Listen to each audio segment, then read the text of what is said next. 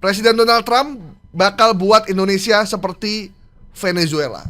Ini memang berkembang cukup dalam di media sosial ketika tentara Amerika menyerang Venezuela dengan cara yang sangat silent, dengan menculik presiden dan istrinya, yang satu keturunan Maduro, yang satu keturunan NTT ya. Ya. Presiden Maduro dan istrinya Flores. Dua-duanya orang Indonesia sebenarnya itu. Dan diculik dengan helikopter, dibawa ke Amerika, kemudian Venezuelanya dikuasai dengan cara yang memilukan lah gitu.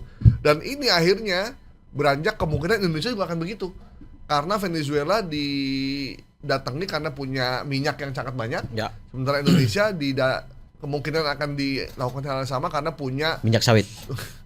bukan minyak sawit Oh, dong, jelantah. Oh, jelantah. Punya sumber daya mineral, bukan cuma minyak tapi juga punya emas, batu bara, nikel, boksit, biji besi, timah, kemudian ada apa lagi tuh, perak dan lain-lain. Ya. Uranium. Oh, nggak ada uranium, bahaya nih, ntar kayak Iran kayak Irak tadi diserbu. Nah, itu yang terjadi, Bang. Infonya begitu di media sosial. Tapi yakin Trump mau nyerang kita? Wong kita udah setoran.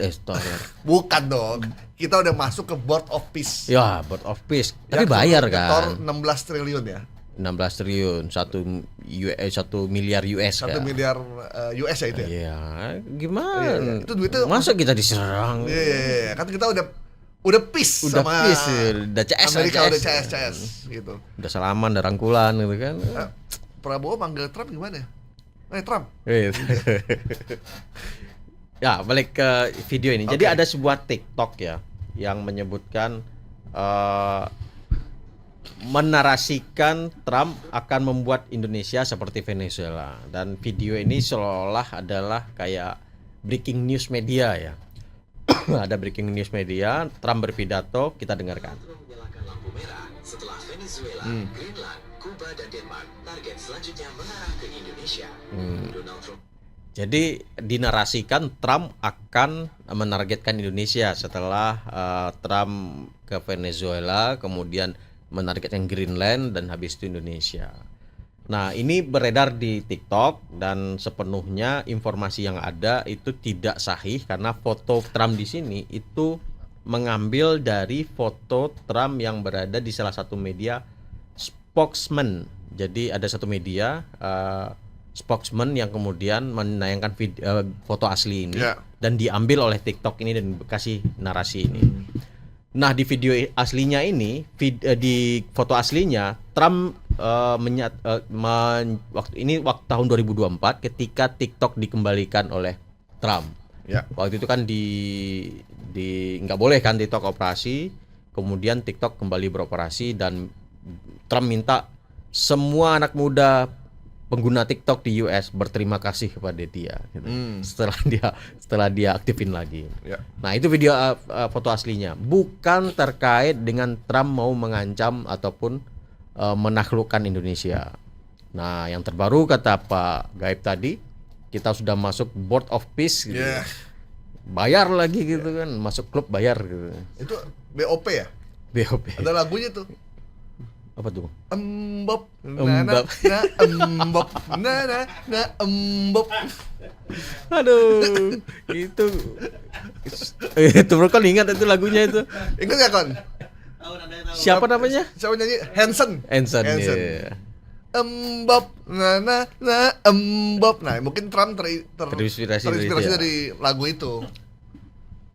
Di Hanson ini. Oh gitu. Jadi nggak ada statement dari Menlu, Rubio segala macam untuk ngomong after this we are attack Indonesia. Iya, nggak ada pernyataan seperti itu. Foto pun foto yang diambil dari media spokesman, bukan foto yang asli dikeluarkan oleh Break News ini. Ya. Oke. Break News namanya ya. Break News namanya. Oke. Break News. Apa? Tapi berita rusak. kalau Venezuela indikasinya kan tuduhannya adalah narkotika kan, transaksi. Narkoterorisme. Kemudian kalau Greenland terkait dengan keamanan nasionalnya. Ya, karena Cina sama Rusia akan datang ke sana. Ya, terkait dengan keamanan dia kan, karena posisinya strategis. Indonesia mau ngapain? Iya kan jauh juga ya. Mau Iya. itu. Jadi kepentingan apa? Jadi itu. Jadi ketika memang kita mendapat sebuah informasi, ya literasi menjadi penting. Gitu. Walaupun Amerika punya perusahaan emas terbesar di dunia ya, PT Freeport McMoran di Papua, tapi bukan berarti ya cuma urusan emas tiba-tiba dia bisa menjajah dan menculik presiden Indonesia seperti di Venezuela. Ya, apalagi kan mereka kan sudah punya pangkalan, Amerika udah punya pangkalan militer juga kan di Filipina gitu ya, kan. di Filipina, di Laut Cina Selatan kalau nggak salah ya, gitu. Dan terlampau berlebihan memang kalau urusan ini, karena kalau di Venezuela kan memang perbatasan dengan Amerika kan, nggak begitu jauh jaraknya. Di luar memang Trump itu nggak boleh ngelihat negara lain punya sumber daya. Yes. Gitu. Memang kalau kita ngikutin videonya Dino Patijalal ya, ahli diplomat ya, mantan diplomat ya, diplomat senior lah dia. Itu beberapa analisanya cukup tajam menganalisa politik luar negerinya si Trump ini, yang lain dari kebiasaan yang dilakukan oleh presiden Amerika sebelumnya. Mungkin karena Trump terbiasa jadi promotor tinju. Ya kan? Iya. Di Trump Plaza kan sering tuh. Yes. Dia sering jadi bikin event bareng Don King. Waktu itu kan Mike Tyson kan. Jadi mungkin kayaknya gue akan menguasai panggung dunia ini dengan dia seperti menguasai panggung tinju gitu kan. Tapi ada banyak yang bersyukur Bang ketika Trump seperti ini. Investor emas. Karena harga emas naik, naik ya, gila-gilaan ya. Gila. Bener. Yang punya emas sekarang itu nilainya luar biasa, naik sampai udah 100% lebih dibanding dia sebelum dia naik ya, setelah dia naik. Harusnya di kawasan daerah Jawa Tengah, Jawa Timur harusnya kaya raya ya. Kan emasnya lagi naik. Mas Joko, Mas Budi gitu. Kan lagi tinggi tuh, harusnya harganya juga mahal tuh. Mahal ya. Iya, kita punya banyak emas. Iya. Waduh, kaya raya lah Indonesia nih. Indonesia juga emasnya banyak juga sebenarnya. Cuman emasnya memang nggak dikuasai oleh kelompok korporasi besar dan elit-elit politik yang juga mendapat keuntungan dari konsesi yang terjadi. Cuman ya udahlah, kita mumet kalau ngurusin begituan. Sebenarnya Indonesia tuh nggak ribet-ribet amat. Kalau kata orang Indonesia nih, lu kuasai aja deh, nggak apa-apa tuh sumber daya alam. Yang penting setengahnya ini balikin ke kita, bikin kita sejahtera dengan bikin rumah sakit yang murah, pendidikan yang murah, harga-harga terjangkau, barang kebutuhan ada. Udah, itu cukup buat orang Indonesia. Sisanya lo ambil buat keluarga lo, buat capek, itu biar urusan lo sama Tuhan. Ya. Tapi jangan serakah gitu loh. Jadi ada yang bilang gini, Bang, tau nggak bedanya korupsi di era Soeharto sama era sekarang? Apa, Bang? Kalau di era Soeharto, ada orang korupsi, pejabat, pengusaha, tapi dia duitnya itu dibikin perusahaan. Ya. Di Indonesia. Bener. Dibikin perusahaan di Indonesia, kemudian dia nyerap tenaga kerja, kemudian efeknya kelihatan. Tapi kalau zaman sekarang korupsi itu duitnya disimpan. Simpen di Singapura, simpen di sini, negara bebas pajak ya. Iya, simpen di Cayman Island, simpen di Karibia. Yang ada tuh grup wartawan investigasi yang melakukan ini, kan banyak tuh duit-duit orang Indonesia tuh. Di situ duitnya. Jadi korupsi tidak menciptakan multiplier effect. Iya, bisa jadi sih, Bang. Betul. Karena ini setahun terakhir ya kita sama-sama pernah liputan di perdagangan kan. Ketika surplus perdagangan, biasanya rupiah akan menguat. Tinggi kan dia kan. Ya. Dolar akan melemah dibanding rupiah. Nah, ini sudah bulan keberapa, puluhan bulan keberapa, ekspor kita naik. Surplus lah. Surplus. Jadi ekspor kita lebih besar daripada impor gitu. Nah, artinya dolar kita banyak. Eh, Artinya rupiah naik dan dolar turun harusnya karena dolar kita banyak. Namun faktanya dolarnya malah menguat, rupiah kita anjlok gitu. Ini gimana Dulu ceritanya, kan kita Bang? sering bicara tentang anomali ya.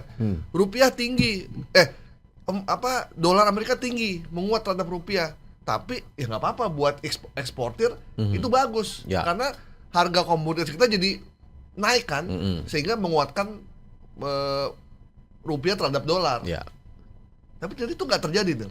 iya nggak terjadi. Makanya Terus kemana tuh duitnya? surplus kita semakin banyak, artinya dolar kita semakin banyak. Tapi kok rupiah kita melemah? Ya itu ekonom-ekonom lah yang bisa jawab. Iya. Ini kita belum sampai ke cek fakta dolar kok. Iya, cek fakta dolar melemah ya. Sama gitu ini ya. juga tuh yang kemarin Purbaya melakukan sidak ke bea cukai ya. Ternyata dia menemukan satu barang berkontainer-kontainer, diambil satu barang, contoh barang itu kayak alat pompa gitu. Dilihat harganya itu nggak sampai 1 juta, pokoknya ratusan ribu lah. Ya. Terus dicek sama dia di Shopee, harga barang yang sama, merek yang sama, dicek harganya jutaan ternyata. Jadi kayak ada under invoicing. Jadi harga Yes. di Indonesia masuknya murah, Ya. sebenarnya itu dijualnya dengan harga Nah, mahal. bisa jadi kayak Dan gitu ya. selisihnya itu bayangin, kalau cuma belinya di warung Edi mungkin cuma 20 biji. Warung pompa, kalau toko pompa kan biasanya kan Maju Sejahtera gitu kan, paling 20.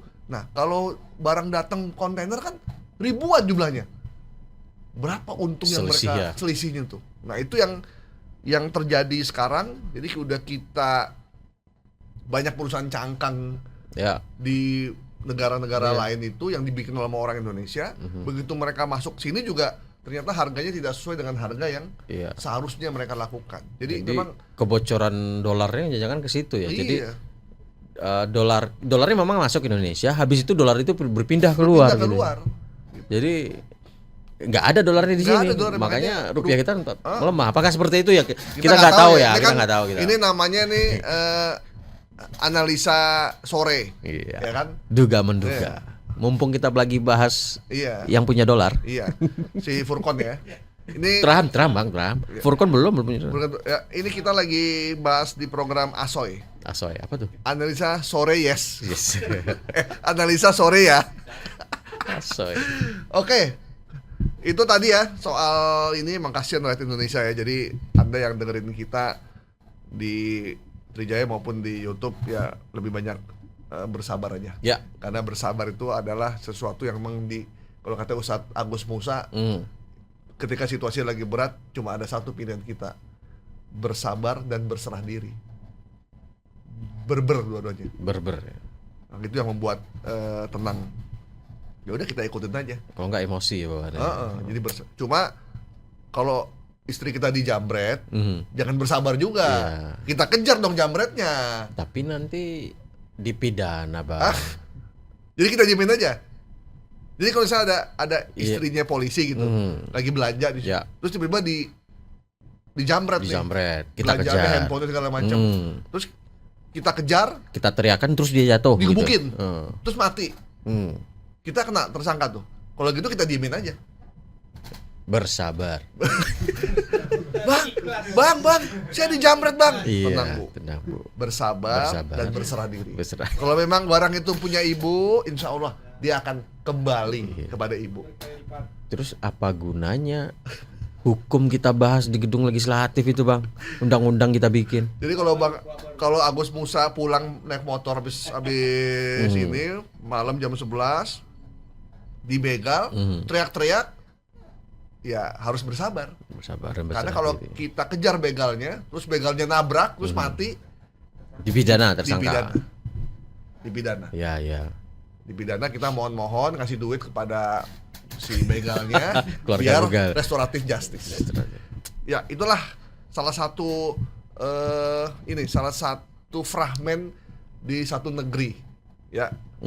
Satu negeri di salah satu daerah kawasan di Republik Kongo bagian utara. Cara hukum bekerjanya seperti itu ya. Ya, kalau di Indonesia insya Allah dia Hukum tegak seadil-adilnya. hukum tegak, tumpul ke atas dan tajam ke bawah. Oke. Trump bakal buat Indonesia seperti Venezuela. Kita nyatakan hoax ya.